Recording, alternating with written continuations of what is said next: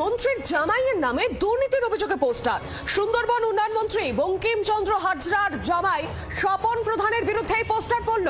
গঙ্গাসাগরে বিভিন্ন জায়গায় এই পোস্টারের 6 লাভ। কারা দিল এই পোস্টার? সাগরে শুরু হয়েছে এই নিয়ে রাজনৈতিক চর্চা।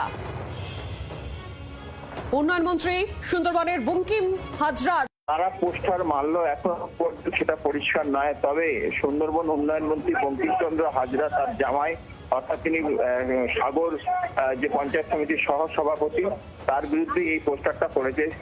মূলত যে অর্থ নিয়ে বিভিন্ন রকম অর্থ তছরূপ করে জমি কিনেছে সেই নিয়েই পোস্টারটা করেছে। তবে এটা নিয়েই স্বপন যিনি প্রধান যার বিরুদ্ধে অভিযোগ পোস্টার করেছে তিনি পরিষ্কার বলেছে এটা আমাদের পৈতৃক বিষয়, এখানে কোনোভাবে কোনো জায়গায় কোনো এবং যে দুর্নীতি করেছে সেটা পরিষ্কার এই পোস্টারের মাধ্যমে পরিষ্কার হয়ে গেছে বলে এমনটাই দাবি করছে স্থানীয় বিজেপি নেতা। ফলে এই যে পোস্টার করা নিয়ে আর্থিক দুর্নীতি এবং সেই আর্থিক দুর্নীতির ফলে যে পোস্টার করেছে সেটা নিয়েই কিন্তু এখন সরব হওয়ার ফলে কিন্তু বোঝা যাচ্ছে যে ভোটের সময়সীমা যত এগিয়ে আসছে ততই কিন্তু রাজনৈতিক বিভিন্ন ভাবে কেউ একে অপরকে দোষারোপ করতে ব্যস্ত হয়ে পড়েছে। একেবারে নকিব, আমরা শুনে নেব যে স্থানীয় বিজেপি তৃণমূল নেতৃত্ব কি বলছে এই গোটা বিষয় নিয়ে।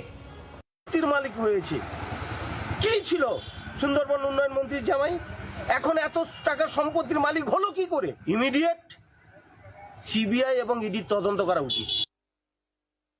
2026-এ রাজনৈতিককে সামনে রেখে আমাদের মাননীয় মন্ত্রীর সঙ্গে আমার পারিবারিক সম্পর্ক থাকার কারণে একটা চক্রান্তমূলক আমার মা মাসি দেওয়ার দলিলের ছবি অবৈধভাবে সংগ্রহ করে এই পোস্টারিং করা হয়েছে। একটা